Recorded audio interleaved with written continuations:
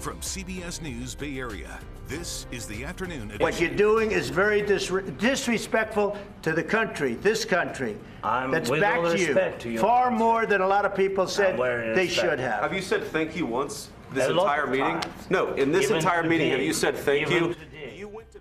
Right now on the afternoon edition, some stunning moments at the White House, an Oval Office meeting quickly turning into a shouting match as the U.S. president and vice president angrily lectured Ukraine's president over the Russian invasion of his country.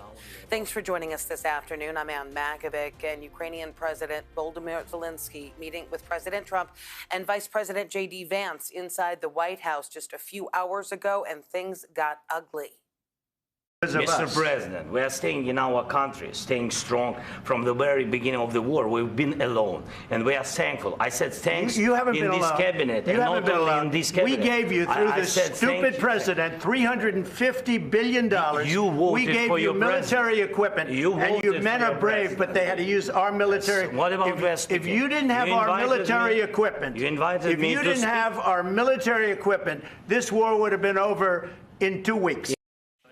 Well, after that meeting, President Zelensky left the White House early. He did not sign a deal that would have given the U.S. access to Ukrainian resources in exchange for investment and the possibility of concrete security guarantees. That was the original plan for that meeting. Taking a live look at the White House, reporter Natalie Brand is there with all the developments. Beginning of the war. You're not in a good position. You don't have the cards right now. Tensions ran high in the Oval Office as President Trump pressured Ukrainian President Volodymyr Zelensky to make a deal to end the war between Russia and Ukraine. You're gambling with World War III. And what you're doing is very disrespectful to the country, this country. Zelensky, who is pushing the U.S. for security guarantees to protect Ukraine's sovereignty, called Russian President Vladimir Putin a terrorist and told Trump that Ukraine would not compromise with a killer. She's a killer and terrorist, but I hope that together we can stop him. The two leaders had been expected to sign an agreement giving the U.S. access to the country's rare earth minerals, something Trump wants as payback for billions spent in military aid. We look forward to getting in and digging. Ukraine has everything from graphite and uranium for nuclear fuel to coal and rare earths. Grace Baskarin of the Center for Strategic and International Studies says the U.S. has been looking for ways to boost its supply of valuable minerals used in everything from electronics to military equipment. China dominates the market. Meanwhile, a grassroots group is calling for a national economic blackout today to protest the influence of billionaires and corporate greed. They want Americans to not spend any money today at retail giants like Amazon or Walmart for 24 hours. That boycott, led by the People's Union USA, aims to send a strong message to business and political leaders about rising prices and the state of the U.S. economy. While some economists doubt a one-day boycott will drive major changes, activists hope it will inspire further movements. There are other protests planned against companies that are scaling back diversity programs. And that comes as schools and colleges nationwide are facing a deadline to end their DEI policies and programs. The Trump administration has threatened to pull federal money if that's not met.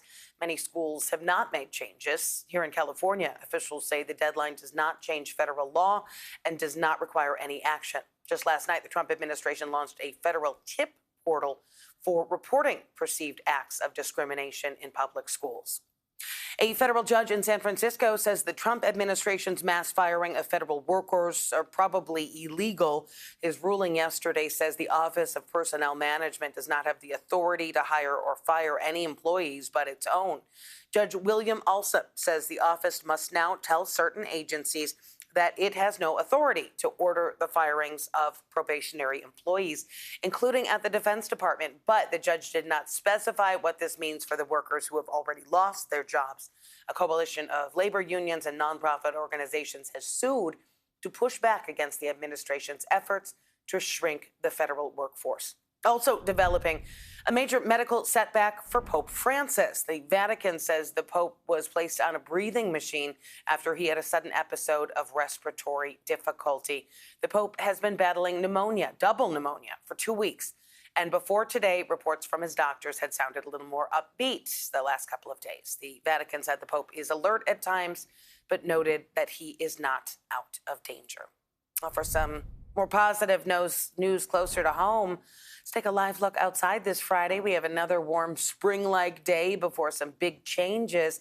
Let's get over to meteorologist Jessica Birch. You know, meteorological spring technically starts tomorrow. Actual spring with the equinox happens closer to the 20th. However, it has felt like spring the past couple days here in the Bay Area, and today is the last day that we're going to see that. As we take a quick look at our daytime highs, we're gearing up for another day of 70s in our inland areas with 60s along the coast, 72 today in Redwood City, upper 60s just near San Francisco. We turn the page into the next couple days. We start to cool down fast as we head into this weekend's forecast, back to the upper 50s and lower 60s. And as we take a look at the rainfall outlook issued by the Climate Prediction Center, it's showing wetter than normal conditions as we gear up for the next 6 to 10 days. And just looking at the next 7 days alone issued, well, this is our models right here. We're talking about rainy conditions heading into Saturday, Sunday, Monday, and Tuesday of next week, tapering off as we head into our midweek forecast. It starts tomorrow evening. Light on and off showers in the forecast for us are expected into the overnight hours tomorrow night, early morning hours Sunday morning. At the same time, the Sierra will get plenty of snow too while we deal with these on and off showers in the forecast. I'll have more on that coming up in just a bit. For now, back to you. Thanks, Jess. In the last hour, police in Oakland announcing the results of a major criminal investigation that led to 7 arrests. Search warrants were executed across the Bay Area, resulting in several firearms being seized, along with cash and ammunition. Investigators say it was all related to a series of violent crimes. 7 individuals, 3 of whom were juveniles, were arrested in connection to several violent crimes to include murder, shootings, street armed robberies, burglaries, and escape from a juvenile facility. The investigation into the group is ongoing, and police have turned that case over to the Alameda County District Attorney's Office for charges. Across the Bay, police in San Francisco stepping up efforts to get rid of drug markets that have been moving from block to block. Yesterday, the police department released this video. It shows officers swarming a city park, breaking up an illegal drug market earlier this week. This is Jefferson Square Park, known to some more recently in the area as Zombie Park because of its reputation as a haven for drugs and illegal vending. The large-scale operation involved several city departments and ended with almost 90 people in handcuffs. A show of force is being called a first step to end what officials are calling a whack-a-mole battle against illegal drug markets across the city.